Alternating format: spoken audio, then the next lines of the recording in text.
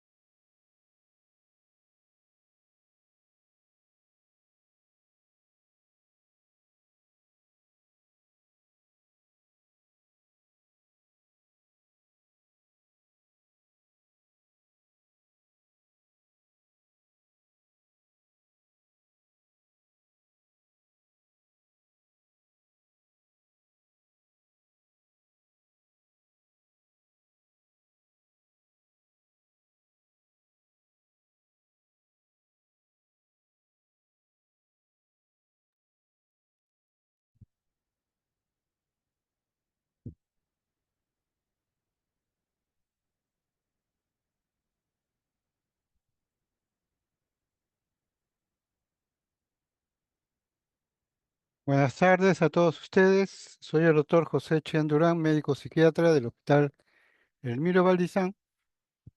Y el día de hoy nos va a tocar hablar sobre los aspectos de dos síndromes que son muy frecuentes, que ustedes como médicos deben conocerlo en plenitud y que deben aprender a descubrirlo, establecer los signos, los síntomas y el manejo y tratamiento de estos procesos. De tal forma de que, como ustedes van a darse cuenta después de que avancemos en la exposición, este es un área donde todos ustedes tienen que estar preparados para manejar.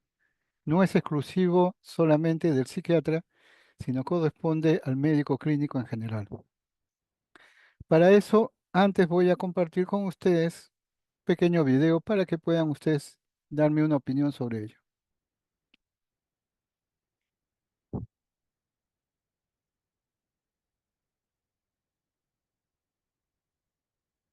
Bien, dígame si están observando la pantalla. Sí, doctor. Sí. Muy bien.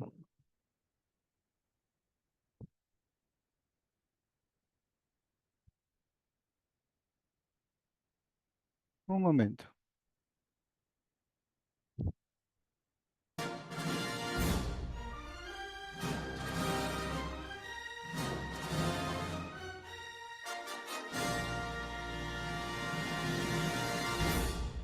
Desayuno. Josué, Mi desayuno lo trajiste.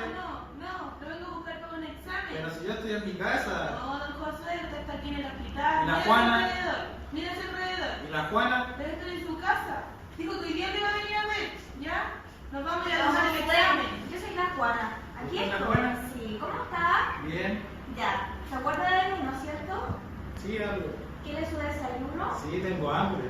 Ya, yo se lo voy a traer. Vamos a ir a un examen para tomar un electroencefalograma de la cabeza, ¿ya? Ya. ¿Sí? Sí. ¿Está bien? Sí. Ya. ¿Sabe dónde está? ¿En mi casa? En su casa. Ya. ¿Y ahora? Ahora le vamos a poner un medicamento. Ya. No le va a doler Ah, pero no me nada. gusta la aguja. No le va a doler nada. No me gusta la aguja. ¿Quién es? No, si no ¿Quién hay es? nadie, no hay nadie acá. No hay nadie, no hay nadie. ¿Dónde lo voy a ver? Allá. No, Hay no hay alguien. nadie. Me está mirando. Yo soy la Juana. ¿Cómo te llamas? Juana. Elda te llamas. Bueno, la Elda, sí, soy la Elda. ¿Está tranquilo? Ya. ¿Ya? ¿Ya? ¿Se lo va a Ya. colocar? Sí. ¿Sí? ¿Sí? Ya. Ya, tranquilo. No quiero. Ah, No quiero. No quiero. tranquilo, no le va a doler nada. No, ayuda. Ayuda, me están acusando. Ayuda. Vamos a tener que ir a pedir ayuda. ¿Nos va a dejar hacer el procedimiento? No te vamos a pedir ayuda. No, Va a ya. venir mucha gente más. Ayuda. ¿Ya? Ya. Mejor que estemos las dos acá y que esté la sala llena. ¿Sí? Ya. Ya. Ya. Tranquilo.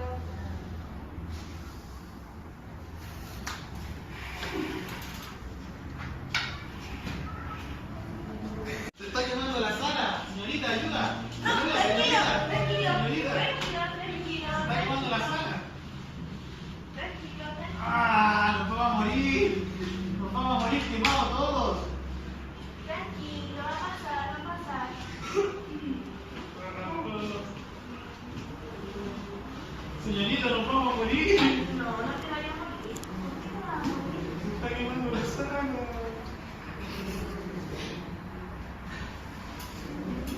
Escúchame. No, yo no me llamo Juana, yo soy la técnica.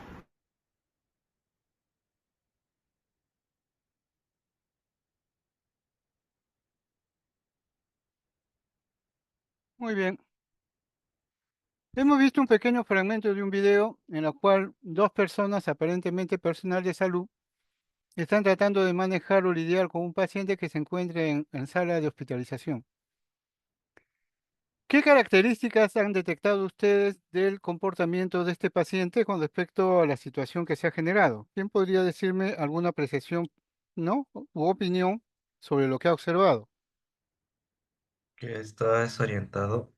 ¿Está desorientado? Muy bien, ¿qué más?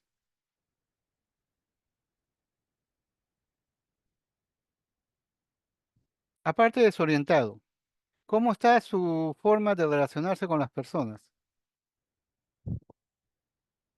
Está agitado. ¿Está agitado? ¿Se agita psicomotrizmente? ¿Sí? ¿Por qué? ¿Qué es lo que lo motiva a esa agitación o a esa situación? Doctor, ¿no tiene confianza de los demás? ¿Ya? ¿Qué más? Lo que yo lo llevo a su agitación puede ser la presencia de la jeringa. ¿Ya? Pero después de la jeringa que se usa para poder sedarlo, porque le han aplicado un sedativo y descansó. Pasado el efecto del sedativo, ¿qué sucedió?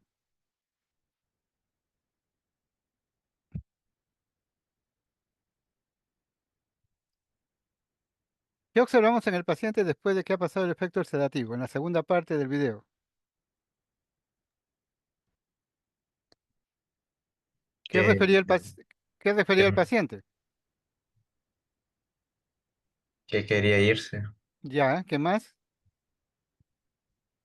Pero algo lo puso inquieto y ansioso. ¿Qué fue? Pensaba qué cosa pasaba ahí en la sala. Que se estaba quemando. Que la sala se estaba incendiando, o sea, él veía llamas, veía que todo alrededor suyo se estaba quemando y tenía la angustia de que iba a morir quemado, cosa que no se observa porque no se veía ninguna mata de fuego, ni nada, ni humo, ni nada que justificara esa conducta, lo cual conllevaba que había alguna alteración en la percepción de este paciente que hacía de que viera cosas que aparentemente no había y tenía dificultades para prestar atención, no se concentraba. Y su conciencia se hallaba fluida, se hallaba lenta o con dificultad para poder darse cuenta.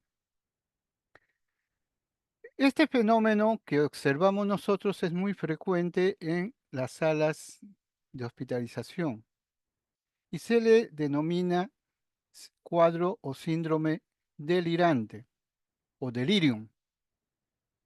Y entonces tenemos que hacer una diferenciación entre lo que es una alteración de delirium con respecto al estado de conciencia o atención, que es el que vamos a tocar nosotros ahora, de lo que se llama el delirio, que es el pensamiento delirante o la idea delirante, la idea falsa. Entonces, lo que vamos a nosotros a tocar ahora va a ser el famoso síndrome confusional agudo o llamado delirium. Y este proceso es algo que ustedes tienen que aprender a detectar rápidamente, incluso a prevenirlo para evitar las consecuencias, como vamos a ver, que pueden ser difíciles de manejar.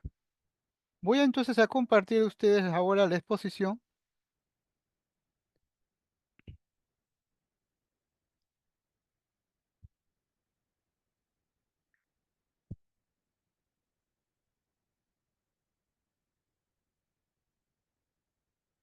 ¿Están observando la pantalla? Sí, Sí, doctor. doctor. Se observa la pantalla verde, ¿no es cierto? ¿O no? Sí, doctor. Ya, muy bien. Entonces, el tema que vamos a tocar ahora está relacionado con dos aspectos muy importantes en la clínica y manejo psiquiátrico. Por un lado, vamos a hablar del delirio, al cual se le define como el proceso confusional agudo, un estado confusional agudo de la conciencia con alteración de las funciones de conciencia, atención, orientación y, por el otro lado, alteraciones en el desempeño del, del funcionamiento cerebral, de tal forma que hay un deterioro o daño o pérdida de la capacidad, ¿no?, intelectual y de las funciones mentales superiores del paciente. Y en ambas circunstancias, ¿qué es lo que se busca? Se busca ver lo que es el proceso de alteración de la función del cerebro. Lo que vamos a tocar ahora son dos cuadros que tienen que ver implícitamente con un mal funcionamiento del sistema nervioso central, provocando lo que se llama el famoso síndrome orgánico cerebral. Por un lado, el síndrome cerebral agudo o delirio, y por el otro lado, el síndrome cerebral crónico que puede llevar a situaciones de demencia. La meta para esto es que logren ustedes reconocer y diferenciar el delirium y el trastorno cognitivo mayor o demencia, sus síntomas, sus signos, su diagnóstico y su tratamiento. Vamos a hablar del concepto, de la epidemiología, de la fisiopatología y otros aspectos del síndrome confusional y también del cuadro demencial. Empecemos entonces. ¿Qué cosa es el delirium? El delirium es un síndrome. ¿Qué cosa es un síndrome? Un síndrome es un conjunto de signos o síntomas que se presentan en un momento determinado y que forman, ¿no?, un cuadro que no es todavía una enfermedad, porque para que sea enfermedad un síndrome tiene que tener etiología determinada.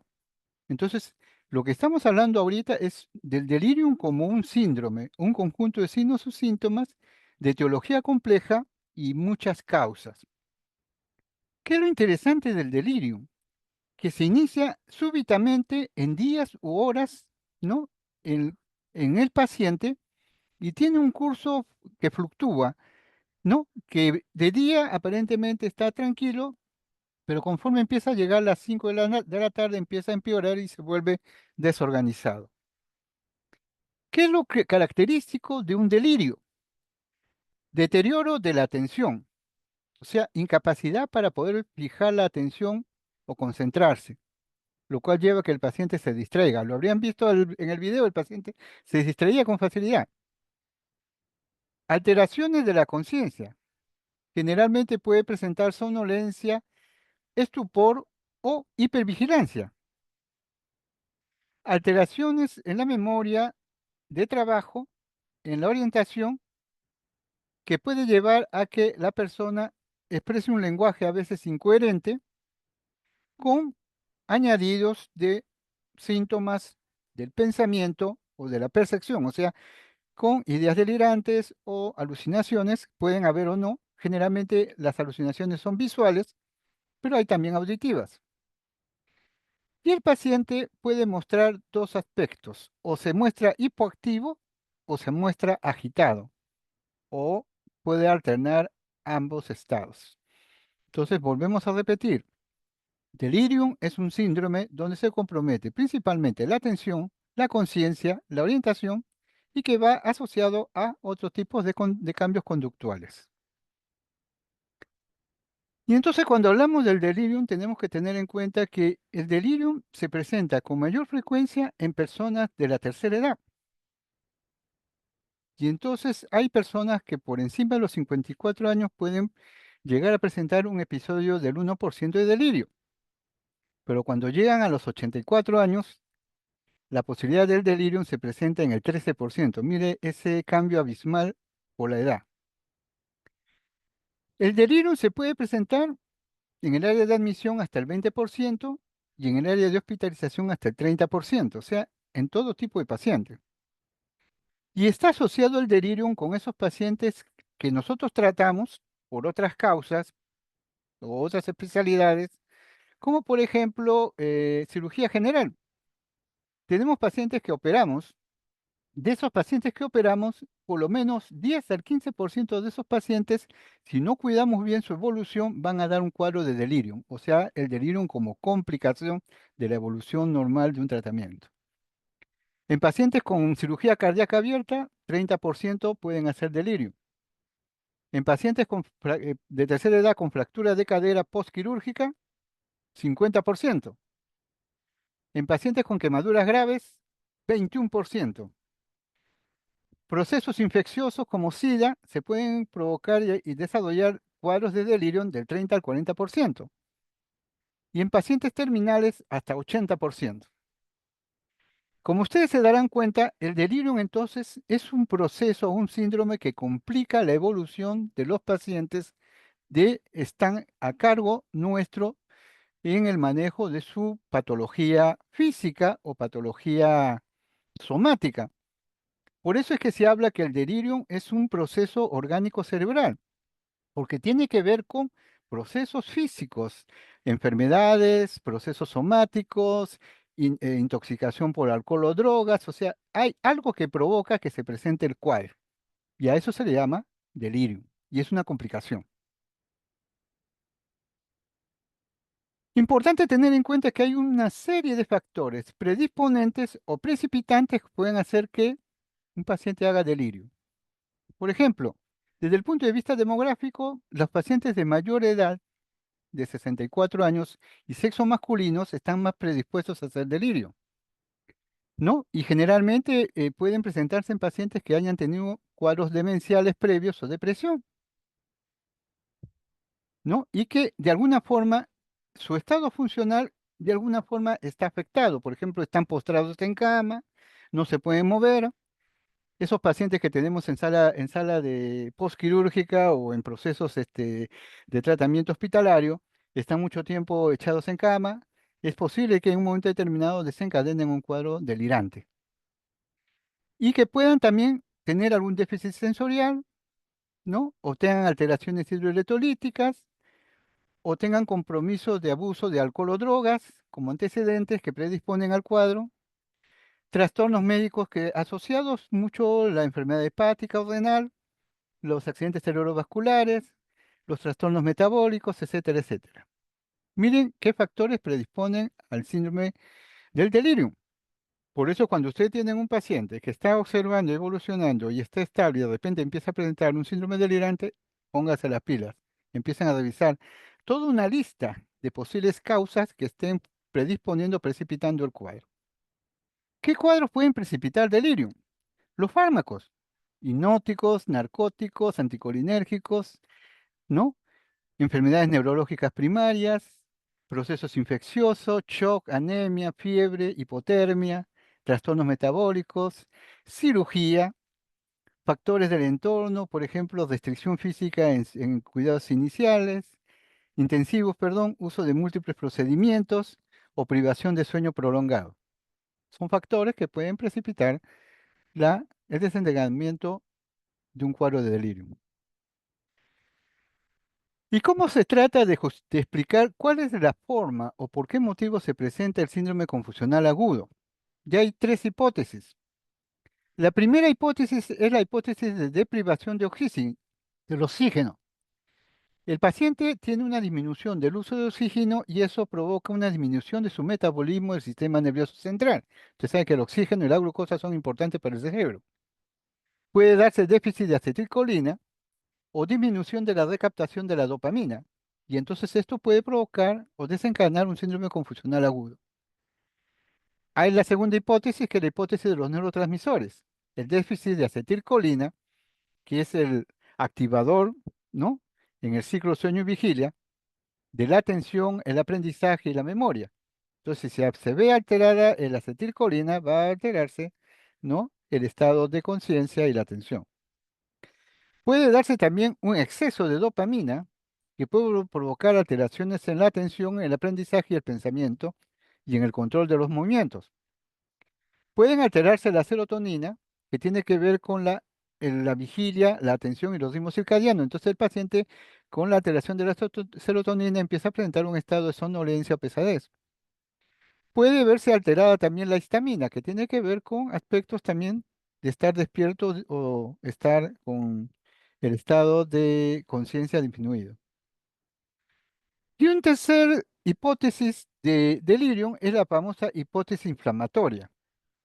Se plantea que en el sistema nervioso central hay una serie de secreciones de sustancias que en este caso serían las interleucinas, y estas interleucinas alterarían el funcionamiento del sistema nervioso central provocando un proceso inflamatorio cerebral.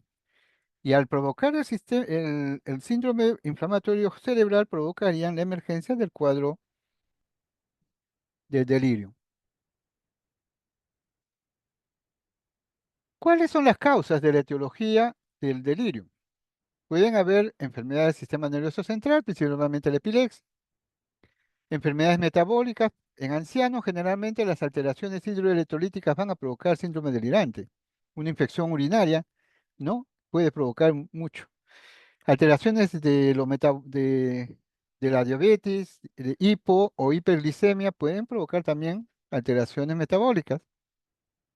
Procesos sistémicos como infecciones, quemaduras, ¿no? Golpes de calor también pueden provocar síndromes delirantes. Fármacos, y aquí tienen ustedes toda la lista, es una lista larga de medicamentos que nosotros normalmente usamos para tratar, pero que en un momento determinado, si uno ve, puede ser que para algunos pacientes estos sean las causas del desencadenamiento de su cuadro. Por eso es importante siempre cuando ustedes tienen un paciente revisar adecuadamente toda la medicación que haya estado tomando. De repente podemos descubrir que alguno de estos fármacos ha sido el factor detonante para provocar el cuadro de delirio.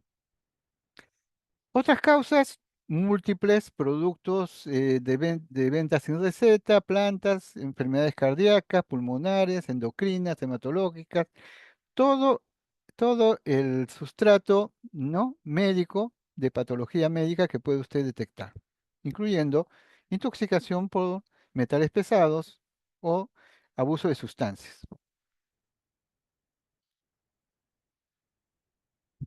Hemos hablado entonces de que el cuadro de delirio es un estado confusional agudo que se presenta en horas o días y que emerge bruscamente. Este cuadro tiene manifestaciones clínicas y tenemos que estar bien claros cuáles son estas manifestaciones para estar seguros de lo que vamos a diagnosticar. Entonces hablamos de que hay dos tipos de manifestaciones clínicas en el delirio. Las manifestaciones nucleares, o sea, básicas, sí o sí, estas tienen que estar si no, no diagnostica, y las no nucleares, o sea, aquellas que pueden aparecer como un añadido. Pueden presentarse en los cuadros de delirio, como que no, ¿no? Entonces tenemos manifestaciones clínicas básicas y manifestaciones no nucleares, o sea, accesorias. ¿Cuáles son las nucleares? En primer lugar, la atención disminuida.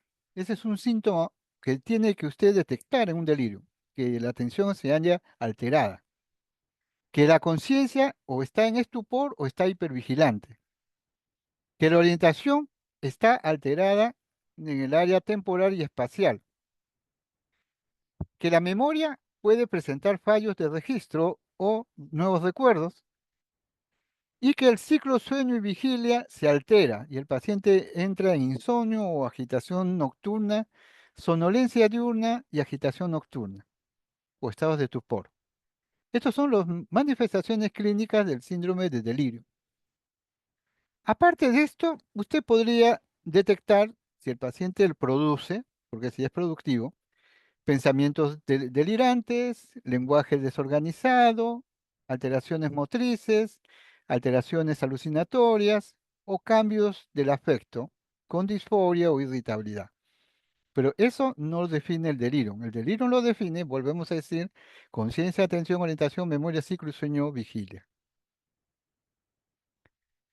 ¿Y cuántos tipos de delirio existen? Según Lipovsky, existen 3 tipos de delirio. El delirium hiperactivo, que es el que se caracteriza porque el paciente está agitado, inquieto, agresivo, confuso, alucinado, con ideación delirante. ¿Se acuerdan del video? Hiperactivo. Del 15 al 25% de los tipos de delirium es hiperactivo. Se suele asociar este tipo de delirium a el problema de abuso de alcohol o drogas o el efecto anticolinérgico de algunos fármacos, porque hay una disminución de la actividad inhibitoria del sistema GABA y un aumento de la neurotransmisión noradrenérgica. Por eso es más fácil de diagnosticar. El delirium hiperactivo es más fácil de diagnosticar por los síntomas floridos.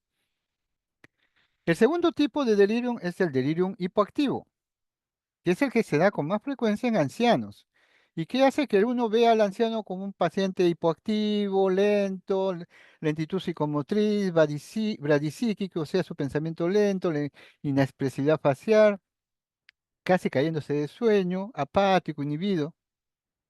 Aquí el problema es que este tipo de delirium hay que hacer diagnóstico diferencial con un síndrome demencial, que es de la pérdida de las funciones mentales superiores, con una depresión. Este tipo de delirium hipoactivo es el que tiene que ver con alteraciones metabólicas, uremia, ¿no? Problemas hepáticos, ¿no? Diabetes, esto. Se cree que se debe a un aumento de la inhibición por parte del sistema GABAérgico. Se desarrolla entre el 20 al 25% y son más difíciles de identificar, porque a veces uno lo ve al ancianito, no, es así, es normal. Los ancianos son lentos, los ancianos, y uno lo confunde y no lo diagnostica. Cuidado, cuidado, no se confíen. Y entonces tenemos hipoactivo, 20-25%, hiperactivo, 15 al 25%. Y hay un tercer tipo de delirium que es el delirio mixto, que es el que presenta las dos fases. En el día está hipoactivo y en la noche está hiperactivo o al revés. Y supone el 35 al 50% de todos los síndromes confusionales. Y este es el tipo de delirium más frecuente. Ojo, más frecuente es el tipo de delirium mixto. Ahora, ¿cómo se diagnostica el delirium? Porque es también importante que ustedes sepan diagnosticarlo. Y entonces podemos utilizar, y les voy a enseñar, el uso de dos escalas que se usan para diagnosticar no delirium. Una es la escala de el ratio de delirium, de escala R98, que es una escala que valora 16 pasos. 3 pasos o 3 ítems tienen que ver con diagnóstico y 13 pasos tienen que ver con gravedad. Ese es el famoso Delirium Rate Scale. Y el segundo, que es mucho más práctico y al que yo les recomiendo que lo aprendan casi de memoria, es el famoso CAM, Confusion Assessment Method, o sea, método para ¿cómo se llama? El diagnóstico del estado confusional. ¿Por qué? Porque tiene 89% de especificidad y 93% de sensibilidad. Así aquí no se le escapa ningún delirio a ustedes. El CAMP consta de 4 preguntas o 4 características, que por lo menos deben estar presentes la característica 1 y la característica 2, y al menos una de las otras dos características, ya sea la 3 o la 4. El famoso diagnóstico del CAMP. Vamos a hablar primero del delirium rating. Y este es el delirium rating. Como ustedes verán, tiene acá 13 situaciones que hablan de gravedad. O sea, estas 13 puntos nos sirven para establecer la gravedad del delirio. Tiene que ver, por ejemplo, con el ciclo sueño-vigilia, ¿no? Cuánto está comprometido o no, si hay alteraciones de la percepción, si hay alteraciones de delirio, si hay existencia de delirio, la habilidad afectiva, lenguaje, pensamiento, agitación, retardo, orientación, atención, memoria a corto y largo plazo y capacidad visoespacial. Esta escala de 13 puntos nos sirve para ver la gravedad del cuadro, para la gravedad del cuadro. Se los dejo para que lo revisen muy bien porque es bien completo. La segunda parte sí tiene que ser con diagnóstico. Son tres ítems, donde se establece forma de inicio de los síntomas, ¿no? Y entonces hay que establecer cómo se presentaron los síntomas. Fluctuación de la severidad de los síntomas, o sea, si son más leves, moderados o severos. y que si existe alguna patología médica o alguna enfermedad que esté implicada, que esté como base del proceso que hace que el delirium sea como el estallido de un volcán que se abre para estallar. El delirium sería un volcán. La patología médica sería, ¿no?, el volcán inactivo que se enciende. De este tipo de escala pasamos al CAM, o el método de diagnóstico confusional. Y como ustedes verán acá, tiene 4 características. La primera característica es inicio agudo y curso fluctuante.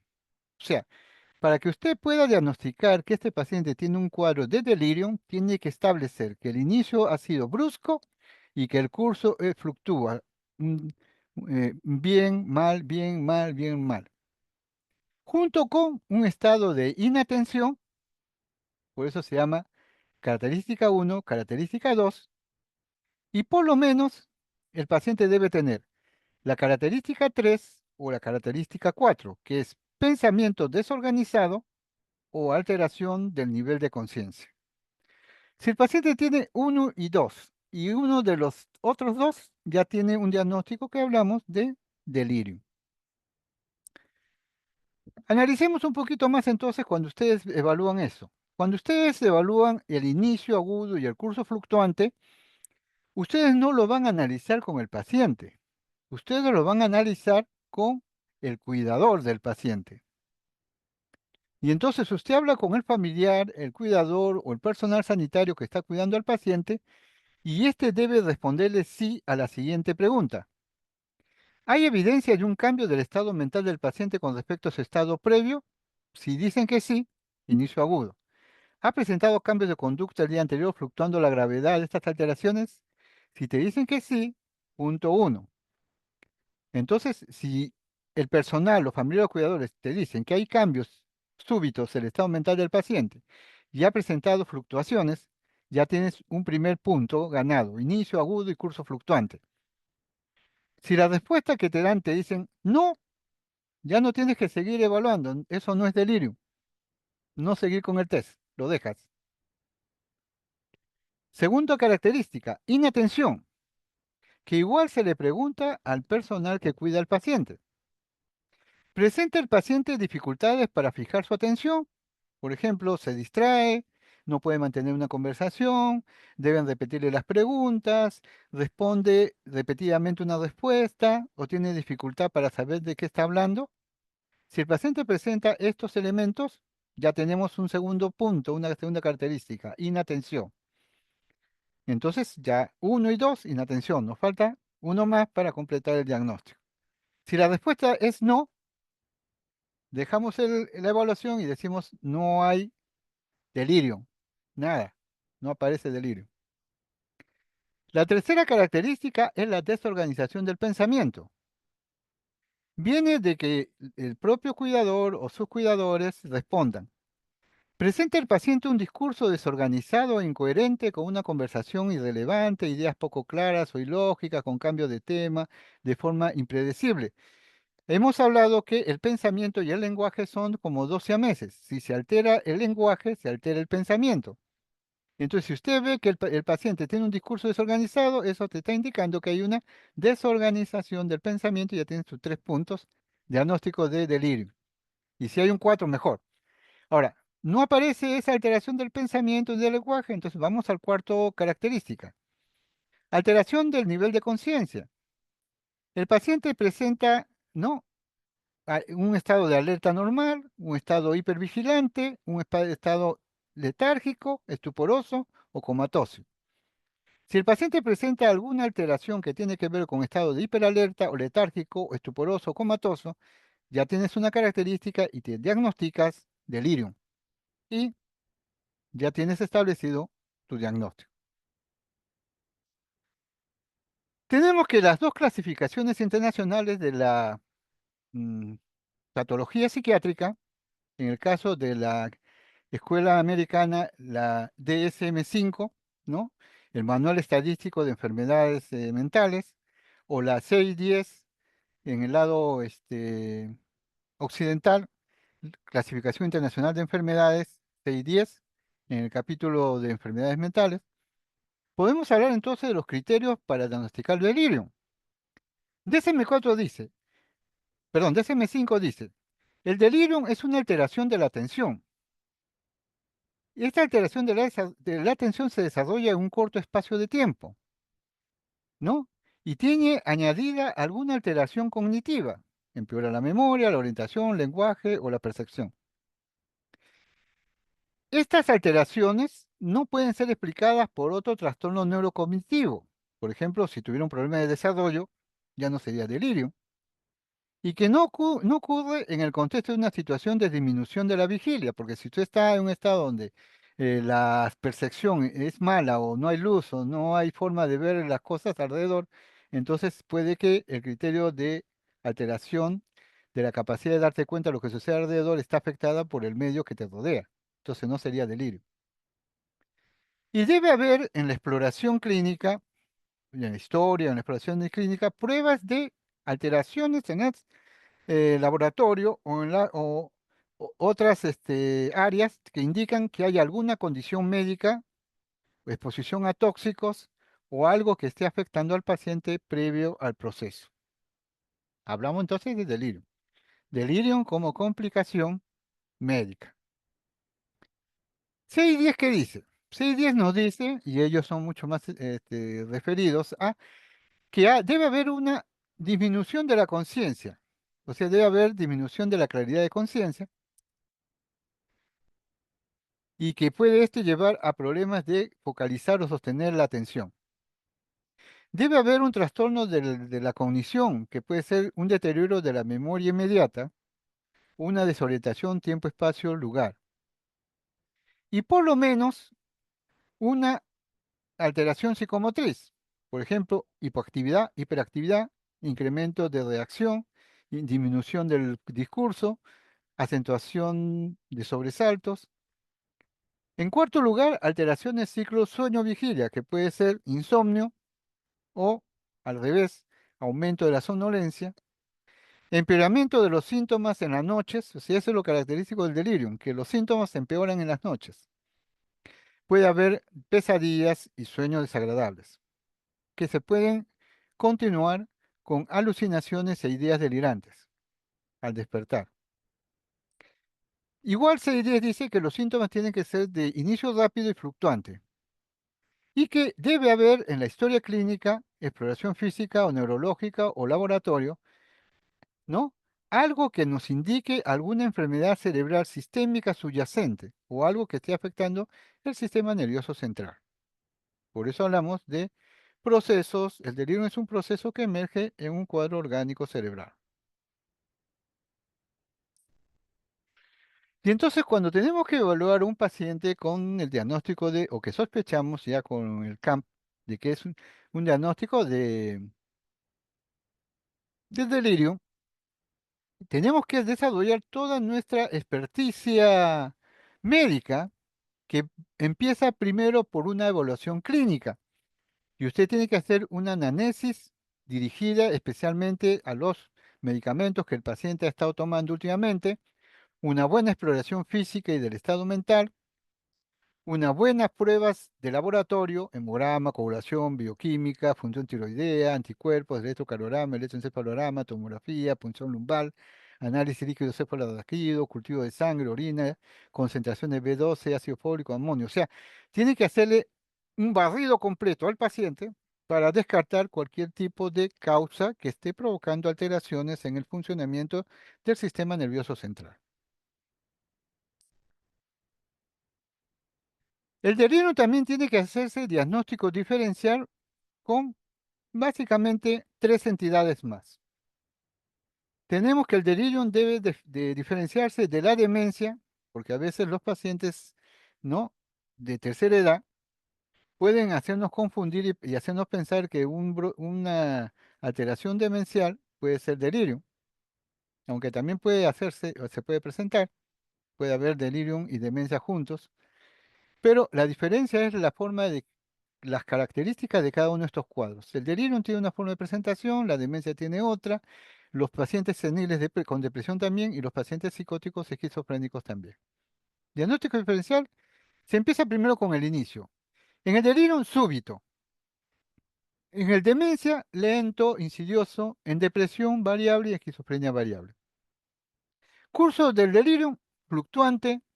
En demencia, curso crónico progresivo. En depresión, va cambiando con el día, conforme avanza el día. Y en esquizofrenia, crónico. Alteraciones de conciencia, en el delirium está disminuida, en la demencia puede estar normal, en la depresión también puede estar normal, y en la esquizofrenia puede alterarse semanas o meses. En cuanto a la atención, en el delirio está globalmente alterada, sin embargo en la demencia puede estar normal, salvo que esté grave, en la depresión puede haberse alteración de la atención semanas o meses, y en esquizofrenia no se altera. En cuanto al delirio, la cognición está globalmente alterada. Mientras que en demencia hay deterioro, en depresión no está alterada ni esquizofrenia tampoco. ¿Puede haber alucinaciones? Sí. En delirium visualmente, generalmente son más visuales, en demencia a veces no, en depresión auditivas y esquizofrenia auditivas. El ánimo en delirium fluctuante, en demencia plano, en depresión tristeza y en esquizofrenia aplanado. Motricidad. El delirium puede ser hipo o hiper. En demencia puede estar normal, salvo que esté en estado de agitación tardía. En depresión, inhibido o agitado, y en esquizofrenia variable. El lenguaje en delirium incoherente, en demencia puede estar normal al comienzo, en depresión normal lento y en esquizofrenia desorganizado. El pensamiento en el delirium desorganizado, igual que en la esquizofrenia, en la demencia es pobre y en la depresión está conservado el pensamiento. Movimientos involuntarios, en delirium puede haber temblores, en demencia no, en depresión tampoco, en esquizofrenia tampoco hay temblores sino estereotipos. En cuanto al sueño, en el delirium puede estar muy alterado o inverso, en la demencia puede haber insomnio o hipersomnia, igual que en depresión, y en esquizofrenia puede haber insomnio. ¿Qué es importante entonces de lo que estamos revisando? Volvemos a recapitular. El síndrome orgánico cerebral agudo o delirium o síndrome confusional agudo es un proceso que emerge bruscamente como complicación en la evolución de los procesos, ¿no?, de tratamiento somático de muchas personas, por enfermedades médicas, por enfermedades de dependencia a drogas, otras causas. Cuando uno empieza a tratar a un paciente, en algún momento determinado esto se puede complicar con un síndrome de delirium. Y entonces uno tiene que diagnosticar la emergencia del delirium y empezar a actuar, porque es una complicación que si no la tratas, se te va el paciente. ¿Cuál es la evolución y pronóstico de un delirio? Generalmente se diagnostica precozmente y puede revertir, aunque ahora ya hay discusión, entre 3 a 7 días, y puede evolucionar a varias alternativas. Puede remitir totalmente y se cura espontáneamente. Puede deteriorar o provocar un deterioro cognitivo permanente en el 20%, o puede persistir el delirium en pacientes de más de 64 años, por lo menos en el 32,8%. ¿Puede provocar muerte? Sí. Y esta es una de las razones por las cuales usted tiene que estar preparado para controlar el delirium. Del 4 al 65% del total de pacientes pueden fallecer por el delirio. Del 10 al 26% de los pacientes ingresados con este diagnóstico, ¿no? Y 22 a 76% de los que desarrollan un delirio durante la hospitalización. El delirio puede incrementar la morbilidad, o sea, complicar el proceso de evolución del paciente con una serie de procesos, por escaras, infecciones, ¿no? Alteraciones, ¿cómo se llama? Necrosis de la piel, fractura, etcétera. Incrementa la hospitalización y los costos y provoca sufrimiento, que es lo peor que nosotros debemos evitar.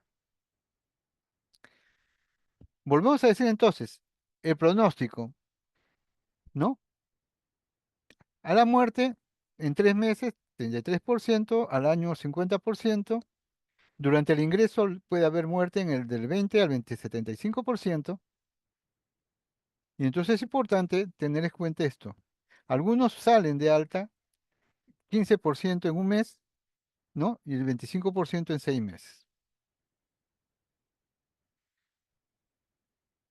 Importante que tengan ustedes en cuenta como médicos que frente a una situación de un paciente con delirium, ustedes tienen que aprender a prevenir. Esa es la fase más importante del proceso. ¿Cómo prevenir que mi pacientito se complique con un delirio? Primero, un paciente no debe estar mucho tiempo tendido en cama, salvo que sea necesaria por el proceso de cicatrización. Debe haber movilización precoz del paciente. Se le debe corregir los déficits sensoriales. Si tiene que usar gafas, audífonos, hay que ponerles. Se debe estimularle la cognición con calendarios, relojes, presencias familiares que le conversen y hacen que esté activo. Evitar la polimedicación o el retiro brusco de tratamientos. Rehidratar y nutrir adecuadamente con un buen balance hidroelectrolítico. Evitar la restricción física. No amar a un paciente anciano, no lo restringe, eso le hace daño, salvo que esté agitado y tenga que utilizar eso temporalmente para sedarlo. Evite el uso de ruidos y mantenga una luz adecuada. Evite las caídas que puede el paciente tener de la cama. Haga medidas de higiene del sueño para que el paciente duerma adecuadamente sus horas.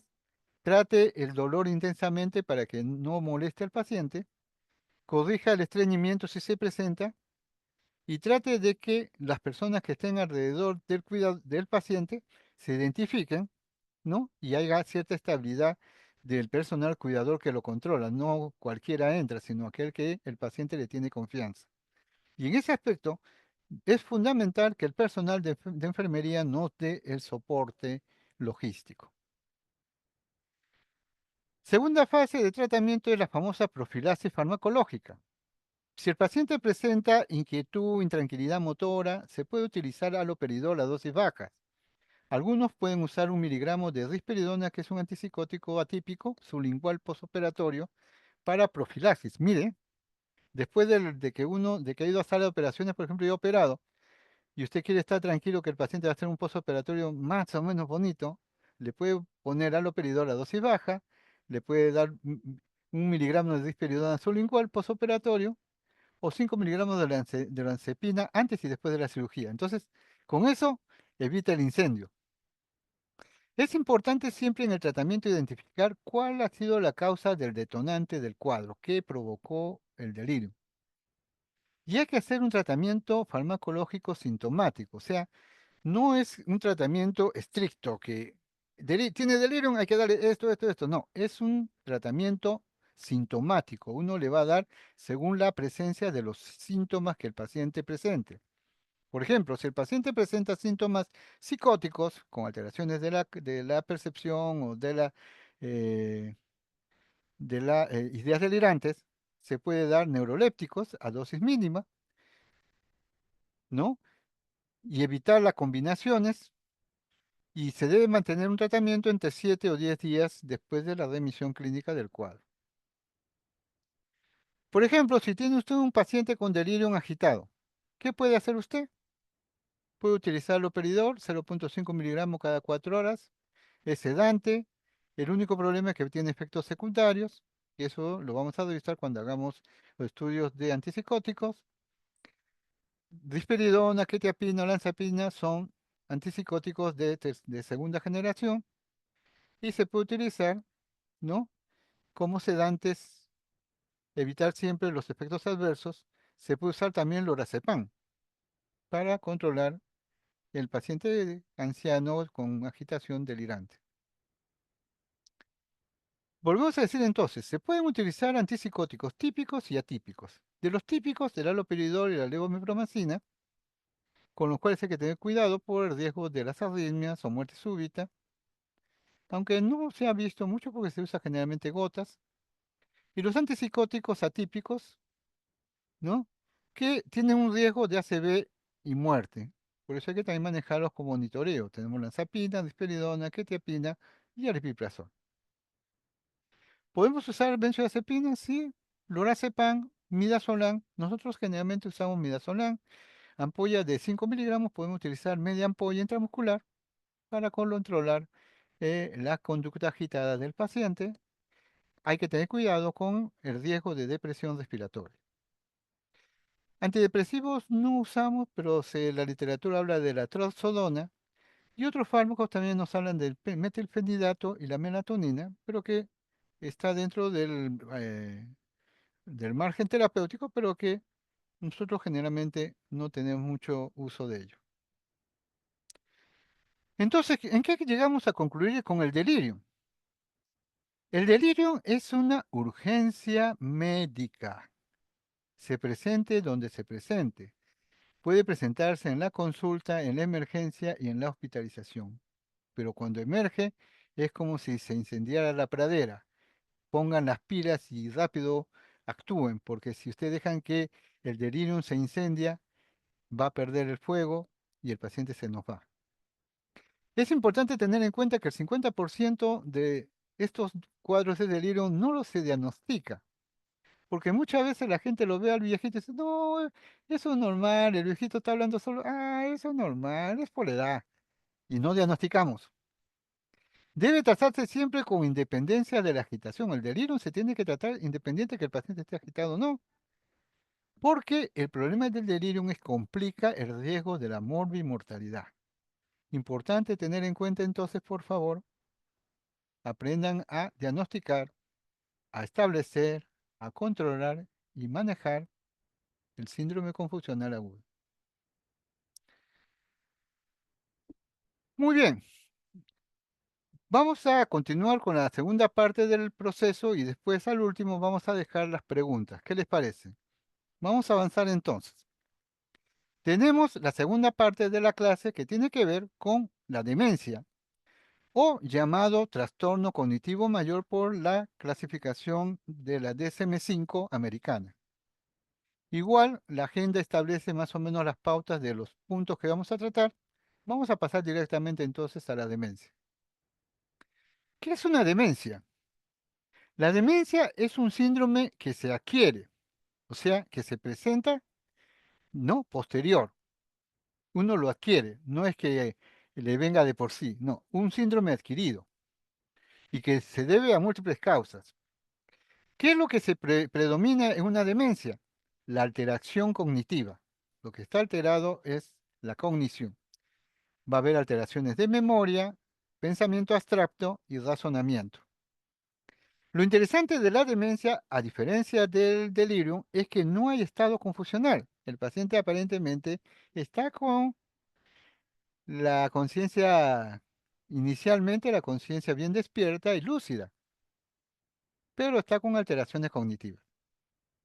¿Qué significa alteración cognitiva? Que este es un proceso de deterioro. El paciente, normalmente todo ser humano, empieza desde que nace a crecer hacia arriba. Hasta los 18 años hay un crecimiento de desarrollo cognitivo normal en el ser humano. Y en ese proceso, ¿no? Uno logra la meta de desarrollar sus capacidades intelectuales y de repente algo pasa y empieza a perder, ¿no? Esas capacidades que tenía. Eso se llama demencia.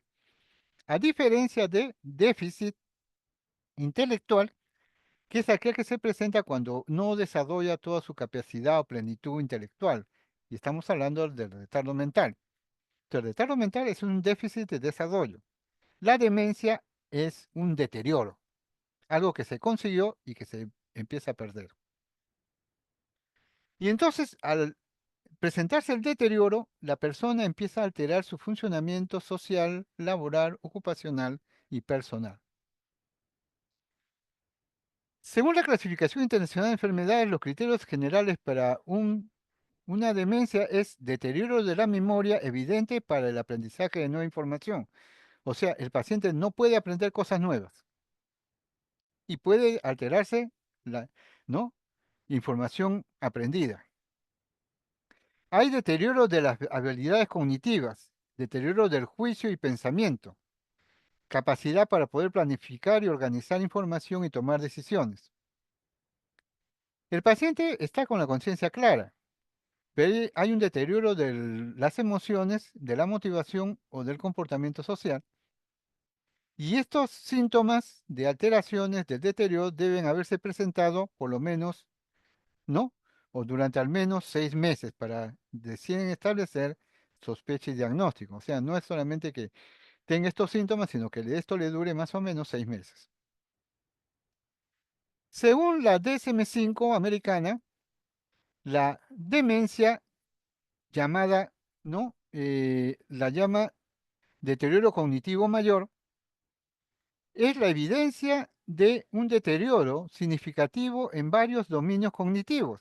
Por ejemplo, en la atención compleja, en la función ejecutiva, en el aprendizaje de la memoria, en el lenguaje, en la percepción y la actividad conductual motora y en la cognición social. Por lo menos, ¿no? Debe haber uno o más dominios cognitivos alterados. Que estas alteraciones interfieren en la independencia de la persona para sus actividades diarias, que el deterioro no ocurre exclusivamente en un cuadro de delirio, sino que es un proceso lento, progresivo y a largo plazo, y que no puede ser explicado este deterioro por otras enfermedades mentales, como por ejemplo una depresión mayor o una esquizofrenia pueden provocar deterioro, pero es deterioro secundario. Entonces, cuando hablamos de un deterioro cognitivo significativo, ¿no? Primario, hablamos de demencia o deterioro cognitivo mayor. El trastorno neurocognitivo mayor es la nueva denominación del Manual Diagnóstico Estadístico de los Trastornos Mentales de la Asociación Psiquiátrica Americana, que ha sustituido al uso del término demencia. Sin embargo, nosotros acá, siendo de la órbita occidental, nosotros seguimos usando el término demencia. ¿Qué cosa es el trastorno neurocognitivo mayor? Es un síndrome de naturaleza crónica. Volvemos a hablar de síndrome, mire cómo tenemos que trabajar síndrome orgánico cerebral, síndrome crónico, progresivo, que provoca deterioro de la función cognitiva, que altera la capacidad de la memoria, del pensamiento y de las decisiones e interfiere en la actividad de la vida diaria. La Organización Mundial de la Salud nos habla de que 57 millones de personas viven con demencia. Y en Latinoamérica la prevalencia es del 8.5%. En el Perú la prevalencia de demencia se estima en 6 a 7% y el primer diagnóstico de demencia sigue siendo Alzheimer, con más o menos 56-60%. ¿Ok? Entonces, primera causa de demencia en el país, Alzheimer. Se han hecho estudios locales y en Lima, ¿no? Se encontró una prevalencia de 9.3%, siendo el Alzheimer, por supuesto, el más frecuente, que se presenta conforme avanza la edad y es más frecuente en pacientes de sexo femenino, según el Instituto de Salud Mental, ¿no? Y de Yonoguchi, que hizo el estudio. ¿Qué factores llevan a la posibilidad de un cuadro demencial? Factor genético, un factor neuroinmune, un proceso de apoptosis donde se activa prematuramente, ¿no? El envejecimiento cerebral, generando un proceso irreversible de muerte neuronal acelerada, o disfunciones neuroquímicas que están relacionadas generalmente con las neuronas colinérgicas y que provocan la disminución o el descenso de la acetilcolina. ¿Y cómo clasificamos nosotros las demencias? Las demencias se pueden clasificar en demencias progresivas que empeoran con el tiempo y no son reversibles, o sea, empiezan y empiezan y empiezan y empeoran, empeoran, empeoran y ya no vuelve uno atrás. Procesos de trastornos vinculados con demencia o trastornos similares a la demencia que pueden revertirse, o sea, procesos que se parecen a la demencia, pero que cuando uno los revisa encuentra de que sí hay posibilidades de revertir el proceso. Dentro de las demencias progresivas que empeoran con el tiempo y no son reversibles, tenemos 4, las más frecuentes. La enfermedad de Alzheimer, la demencia vascular, la demencia por cuerpos de Lewy y la demencia frontotemporal. De la enfermedad de Alzheimer, ¿no? Podemos destacar que es la primera causa de demencia, es la primera manifestación más común, es la pérdida de la memoria a corto plazo. Si usted detecta a un paciente con pérdida de memoria a corto plazo, empieza a sospechar que puede estar iniciando un Alzheimer. deterioro del razonamiento, del manejo de tareas complejas y falta de criterio, alteraciones del lenguaje y de la función visoespacial. Esas son características de la enfermedad de Alzheimer. Seguimos. Demencia vascular. Dentro de los cuadros de demencia vascular, que es una demencia progresiva que empeora con el tiempo y no son reversibles, tenemos 4 tipos de demencias vasculares. La demencia vascular subcortical, ¿no? Por debajo de la corteza. La demencia multiinfarto, o sea, con múltiples lesiones en diversas partes del cerebro. La demencia posterior al accidente cerebrovascular, ¿no? O sea, posterior a un ACV. O la demencia mixta. Desde el punto de vista de la demencia con cuerpos de Lewy, ¿qué es lo característico en esta demencia? Alteraciones en la cognición que fluctúa, alucinaciones visuales, trastornos de la conducta del sueño con movimientos oculares rápidos y parkinsonismo. Sus características de la demencia de cuerpos de Lewy.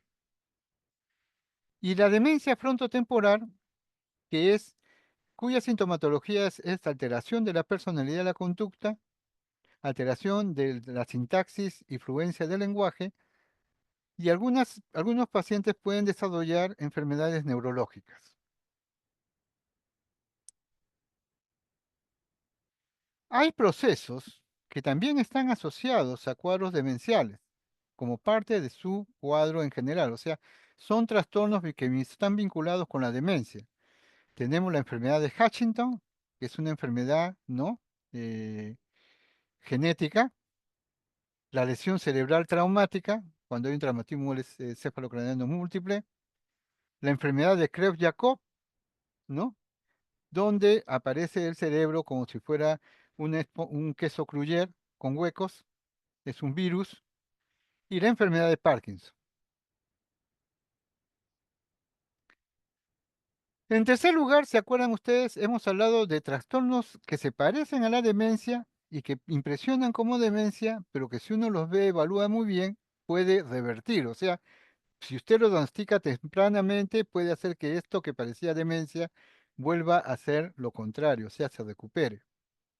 Ahí tenemos las famosas infecciones y los trastornos inmunitarios en el sistema nervioso central, problemas metabólicos o endocrinos, niveles bajos de nutrientes, efectos secundarios de medicamentos, sangrado subdural, tumores cerebrales, porque usted opera el cerebro y se acabó la demencia, o la hidrocefalia de presión normal. ¿Es lo mismo demencia y Alzheimer? No, la demencia es un síndrome, el Alzheimer es una enfermedad.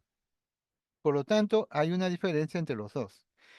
La demencia es un conjunto de signos y síntomas que alteran la fisiología cerebral, ¿no? Y son progresivos y irreversibles. Hay pérdida de autonomía y consecuencia y dependencia. En el caso del Alzheimer es una enfermedad y es la más común dentro de las enfermedades y acaba causando demencia. Al inicio, aparentemente uno no se da cuenta, pero posteriormente empieza a alterarse la memoria. ¿Cuáles son los síntomas de alarma en las demencias? Cuando el paciente empieza a entrar en desorientación, tiempo-espacio, problemas de lenguaje, dificultad para concentrarse o resolver problemas del día, dificultad para comprender imágenes visuales, pérdida de memoria, olvidos de objetos fuera de lugar, falta de iniciativa en actividades, cambios de humor y disminución de su juicio. Así como tenemos los procesos de Alzheimer, tenemos los trastornos cognitivos vasculares. Y esta lámina nos da una imagen de la evolución del daño cognitivo vascular desde que aparecen los factores de riesgo vascular hasta el compromiso de la función. Entonces puede haber factores de riesgo vascular, ¿no? El cerebro en riesgo, que se van a ir afectando por enfermedades vasculares cerebrales o injurias vasculares cerebrales. Ahí tenemos la arteriosclerosis, la aterosclerosis, la angiopatía, la lesión de pequeñas arterias, que provoca incremento del daño cognitivo, un trastorno cognitivo vascular, que van a llevar al paciente a pérdida de su funcionamiento vasculocerebral, su metabolismo cerebral y demencia. El cuadro demencial no pasa por diversas fases. Hay una fase leve, una fase moderada y una fase grave. En la fase leve hay alteración de la memoria episódica, o sea, la persona puede olvidar citas o nombres de personas. O puede haber alteración de la memoria de trabajo, problemas para seguir una conversación. Ese es en el lado leve. En el lado moderado es cuando hay alteración de la memoria episódica, o sea, olvida sucesos recientes, no asimila hechos nuevos, altera la memoria semántica, o sea, no puede nominar objetos, o altera la memoria retrógrada, que dice persiste el recuerdo de hechos lejanos mal ubicados en el tiempo. Y por supuesto la fase grave, donde ya ahí sí ya hay alteración de la memoria episódica y hay olvidos del pasado, conserva la memoria emocional, sabe quién lo cuida, lo quiere y le ayuda, pero no tiene memoria intelectual. ¿Cómo se hace para poder diagnosticar una demencia? Lo primero que usted tiene que detectar es sospechar de que hay un deterioro cognitivo, ¿no? Y entonces cuando viene alguien que le dice que su familiar no recuerda las cosas o dónde deja las cosas, está empezando a cambiar, no reconoce dónde está viviendo, hay una sospecha de deterioro cognitivo. Y entonces el paciente debe llegar a atención primaria y pasar a atención especializada con el neurólogo, donde se le va a hacer una historia clínica completa con anamnesis, exploración física y neurológica, una evaluación funcional, que es el uso de varios índices, ¿no? De actividades de la vida diaria para ver, ¿no? Cómo está funcionando, que es un test de informador que da el que cuida al paciente. Una evaluación neuropsicológica y conductual, se le hace una escala de depresión geriátrica, y una exploración neuropsicológica. Para la exploración neuropsicológica se usa el Mini Mental State, que nosotros vamos a revisar ahora, que se los voy a mostrar, y que ustedes lo pueden manejar en consultorios sin problemas.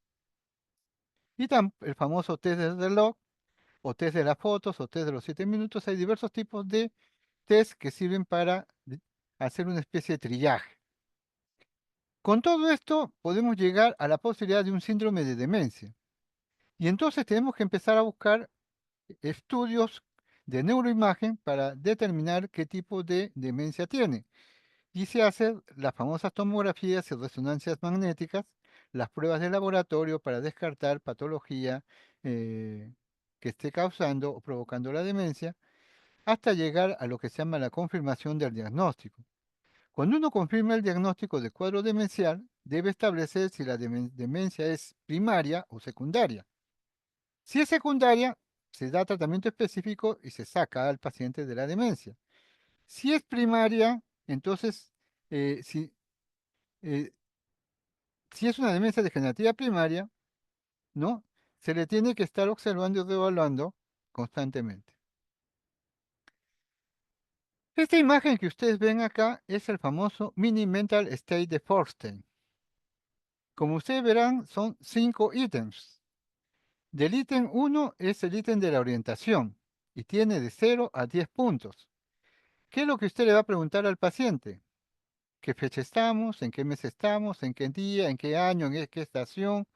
¿En qué lugar? ¿En qué piso? ¿En qué ciudad? ¿En qué comuna? ¿En qué país? Si el paciente le da una respuesta positiva buena por cada uno de ellos, marca allí un punto. La segunda parte es la repetición, que va de 0 a 3 puntos. Usted le da al paciente la orden. Le voy a nombrar 3 palabras, quiero que las repita después de mí. Trate de memorizarlas, pues se las voy a pronunciar en un minuto más. Y le hace repetir, ¿no?, las palabras máximo 6 veces. Y después le dice que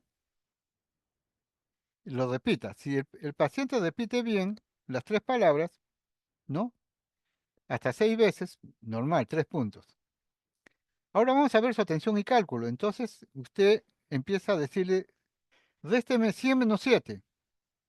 Si usted hace un chequeo y él les da las respuestas adecuadas hasta, por ejemplo, el número 65, tiene ya ganado su punto, sus 5 puntos. Ahora, si el paciente no puede hacer de esta seriada, lo que usted puede hacer es que le deletree Mundo al revés. Y entonces, Mundo al revés tiene que decirle al paciente M-U-N-D-O. Por cada respuesta positiva, un punto, total 5 puntos. Cuarto punto, evaluación de memoria. Se le pregunta cuáles son las 3 palabras que se le dijo y dar un punto por cada respuesta correcta. Lenguaje. En lenguaje son 9 puntos. Usted tiene que, ¿no?, mostrarle un lápiz, un reloj y que lo nombre, o decirle que repite una frase, o le da una orden. Tome este papel con la mano derecha, dóblelo por la mitad y déjalo en el suelo, ¿no? Como ustedes verán, cada uno de estos tiene su puntaje. Lápiz y reloj, 2 puntos. Repetir una frase, 1 punto. Orden, 3 puntos. Leer y obedecer, cierra los ojos, 1 punto. Escribir una oración, sujeto, verbo, predicado, 1 punto. Copiar pentágonos, si los hace bien, 1 punto. Total, un mini mental tiene 30 puntos. ¿Cuánto empieza usted a preocuparse por el paciente cuando su puntaje empieza a estar por debajo de 26? Por debajo de 26 es sospechoso. Y mucho más abajo, ya candidato para diagnóstico de síndrome demencial. ¿Ok? Este es el famoso test del reloj. ¿Qué es el test del reloj? Le dice usted al paciente, por favor, agarre esta hoja, haga un dibujo circular cerrado, como si fuera un reloj, y póngame los números del reloj en orden adecuado. Y señáleme las 3 de la tarde. Si el paciente lo hace bien, bacán, no hay ningún deterioro demencial. Pero se ha detectado, y la prueba del reloj es importante para ver la evolución de las demencias. Se nota que el paciente, conforme va comprometiendo su área visoespacial, empieza a alterar la numeración, no las pone adecuadamente en el lugar donde le corresponde, o pierden la secuencia, o ya empieza a desaparecer incluso el círculo y aparece todos en el centro. Eso indica deterioro demencial.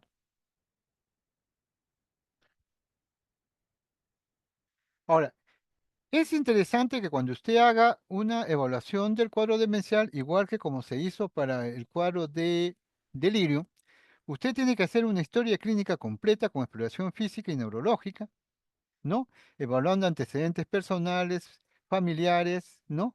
Procesos de anamnesis, exploración física, exploración neurológica y exploración, ¿no?, neuropsicológica para ver su funcionamiento intelectual.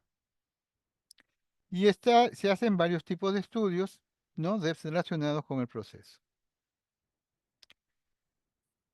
Revisando un poco el DSM-5 o la clasificación internacional de la Sociedad Americana de Psiquiatría, DSM-5 nos habla de un espectro que va de lo normal a la demencia. Muchas personas de tercera edad hablan de lo que se llama la queja de memoria subjetiva. ¿Cuál es la queja de memoria subjetiva? En que dicen, doctor, no sé por qué, pero a veces me olvido dónde dejé las llaves, no sé dónde lo dejé la plata, no, pero pasa un tiempo y recupero, me acuerdo y lo vuelvo a encontrar. Entonces se habla de la queja subjetiva, no es que haya una pérdida de memoria, sino es una queja subjetiva de memoria en las personas de tercera edad. Pero puede ser que también ya empiecen a olvidarse algunas cosas y entonces estamos hablando de un deterioro cognitivo leve, leve. En el deterioro cognitivo leve, el paciente no pierde todavía independencia. Puede hacer cosas por sí misma en forma personal y eso no es válido. Pero nos sirve a nosotros si uno encuentra un DCL, o sea, un deterioro cognitivo leve, a empezar a evaluar al paciente para evitar que entre en cuadros demenciales. ¿Cuáles son los criterios diagnósticos según la DSM-5 con respecto a trastorno neurocognitivo menor y trastorno neurocognitivo mayor o demencia? En la preocupación del paciente por su condición, lo que se halla en el trastorno neurocognitivo menor es una disminución modesta en las funciones cognitivas, mientras que en el trastorno neurocognitivo mayor sí es una pérdida sustancial de la función cognitiva. En el rendimiento de los test neuropsicológicos, el trastorno neurocognitivo menor puede presentar unos 12 desviaciones estándares por debajo de lo esperado, mientras que en el trastorno neurocognitivo mayor, cuando se le hace test neuropsicológico, tiene que tener por lo menos 2 o más desviaciones estándares por debajo de lo que espera para su edad. Autonomía. En el trastorno neurocognitivo menor, la alteración es insuficiente para afectar la autonomía del paciente. El paciente se puede mover independiente. En el trastorno neurocognitivo mayor ya no. La alteración provoca que el paciente no pueda hacer sus actividades instrumentales de la vida diaria. ¿Qué tratamiento se le debe dar a un paciente diagnosticado con demencia? Debe hacerse un abordaje farmacológico tratando de compensar los déficits, mantener la habilidad cognitiva funcional, mejorar a corto y mediano plazo los síntomas psicológicos y mantener la calidad de vida del paciente y del cuidador. Hay abordajes no farmacológicos como las terapias de estimulación cognitiva, ejercicio físico, participación social, reminiscencia, que buscan incrementar las habilidades cognitivas y funcionales de la persona con demencia y mejorar su ánimo y desempeño físico en corto plazo.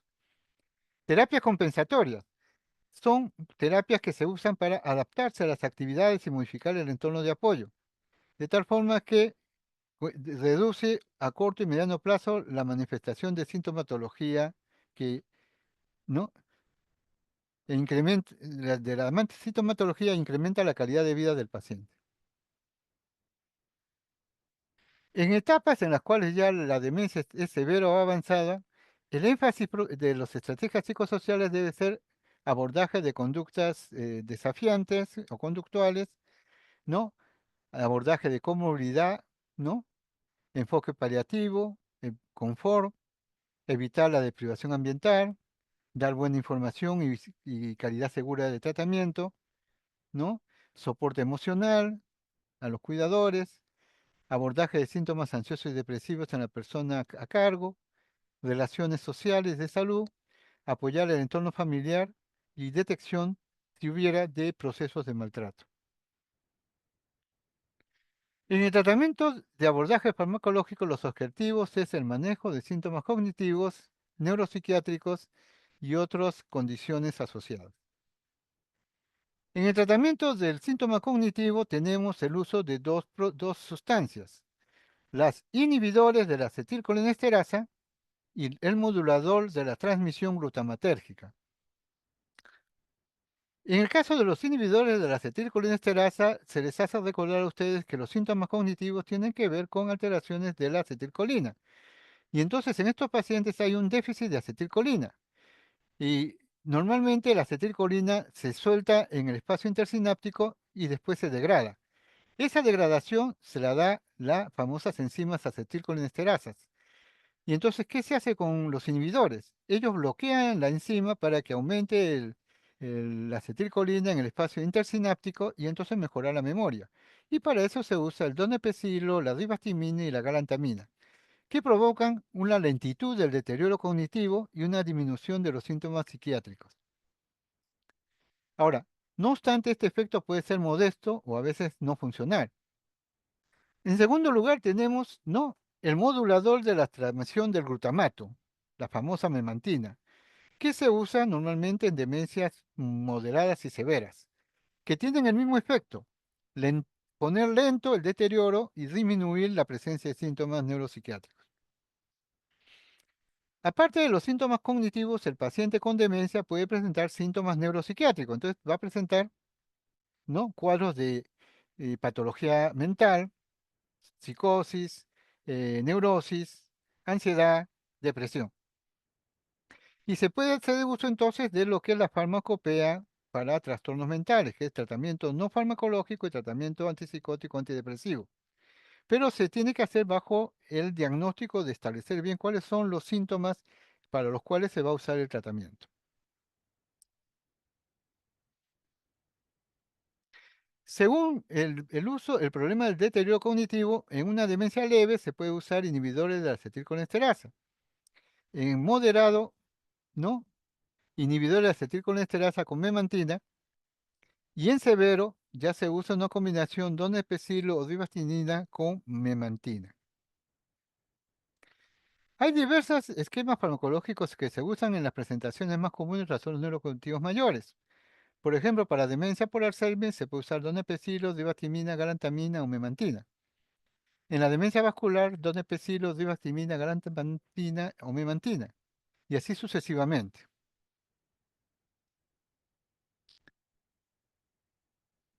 Tenemos acá entonces, ¿no? Los anticolinestéricos, donepezilo, divartimina, galantamina y memantina, su mecanismo de acción, su dosificación máxima o inicial y el tiempo de tratamiento o titulación.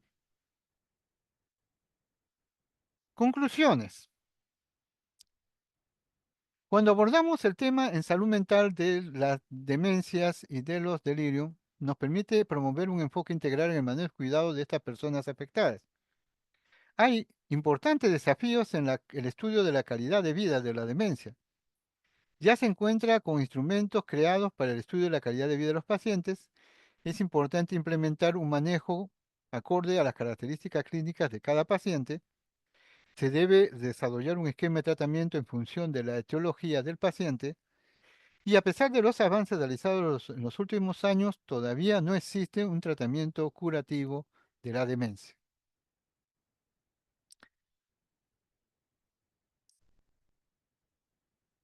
Muy bien.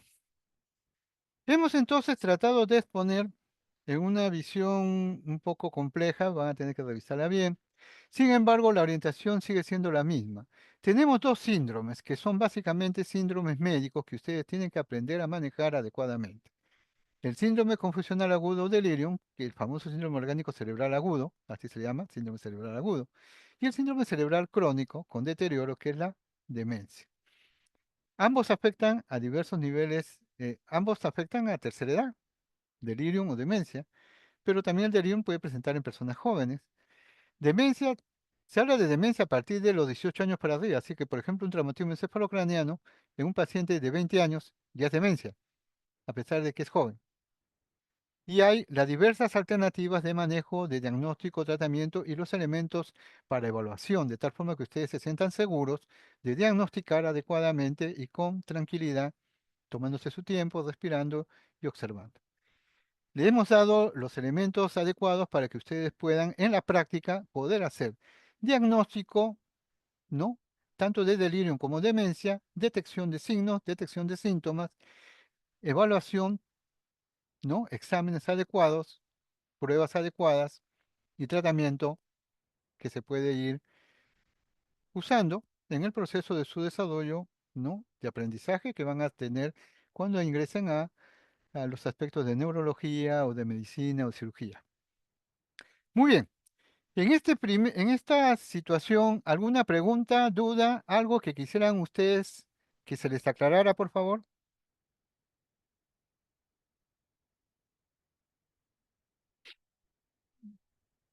Si no, voy a empezar a hacer mi cotejo. Y el cotejo significa preguntar a ver si han entendido. Muy bien, a ver. Brigitte Melanín, ¿me escuchas?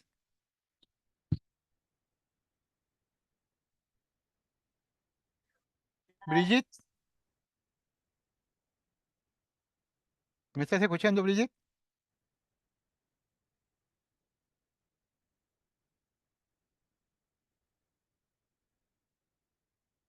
Doctor, disculpe.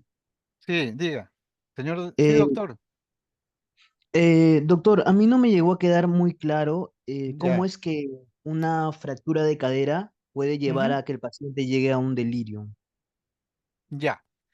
Estamos hablando de que el proceso se presenta en patología de pacientes de tercera edad. Pacientes de tercera edad, por ejemplo, pueden sufrir una serie de patologías médicas o quirúrgicas. Por ejemplo, una fractura de cadera significa que usted se fractura y el paciente tiene que estar inmóvil en un hospital, en una cama, ¿no? Recibiendo atención preoperatoria o posoperatoria si ya lo operaron y evolucionar el cuadro. ¿Sí? Entonces, esa es la patología médica. A base de esa patología médica, el paciente, un porcentaje de estos pacientes con patología de cadera, pueden desarrollar un síndrome delirante. O sea, hablamos de un síndrome delirante cuando hay un compromiso de la atención, la conciencia en forma brusca. No todos los operados de cadera van a hacer delirio, pero algunos pacientes pueden hacerlo y puede estar asociado a las restricciones por la operación, a las complicaciones médicas u otras cosas. O sea, no estamos hablando de que el delirio va a ser provocado por la fractura, sino que la base de un proceso quirúrgico, ¿no? Un cáncer, una endocrinopatía, una infección, puede en algún momento determinado, si no se monitorea adecuadamente y no se controla adecuadamente, no se evita que se complique con escaras, con infecciones, con alteraciones hidroelectrolíticas, si no lo monitorea y lo deja, en algún momento se le va a quemar el pan.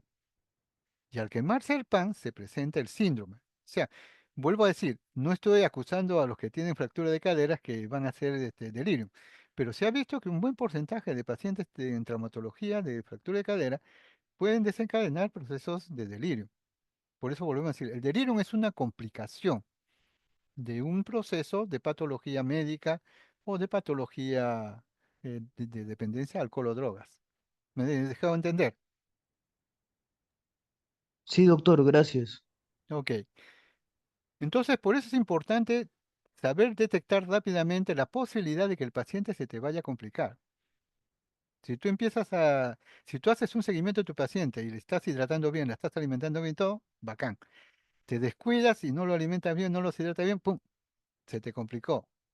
Una infección intrahospitalaria, una caída de la cama, ¿no? Cualquier cosa puede hacer que el proceso de un paciente que iba bien, que iba a salir en 2, 3 semanas, se te complique por 2 o 3 meses. Entonces, esas son las circunstancias que hacen que tengamos que estar pendientes y bien alertas que cualquier proceso de manejo terapéutico tiene que estar con todos nuestros sentidos, tratando de evitar a todas costas complicaciones que puedan alterar el funcionamiento del paciente en el futuro.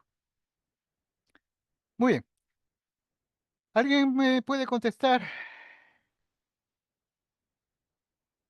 ¿La demencia de Alzheimer es cortical o subcortical?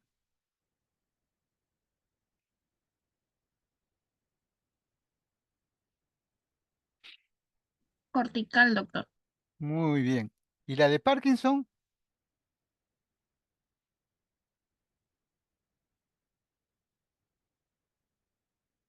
La demencia de Parkinson es Subcortical, doctor.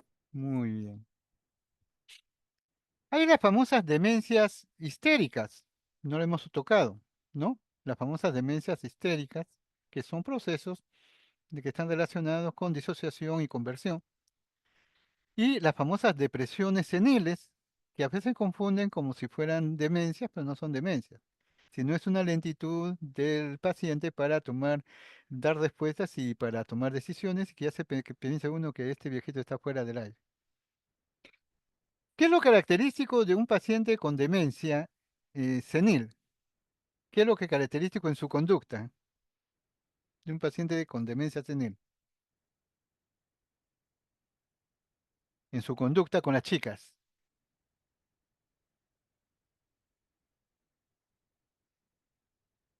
¿Alguien? Y eso se detecta rápido. Los famosos viejitos verdes.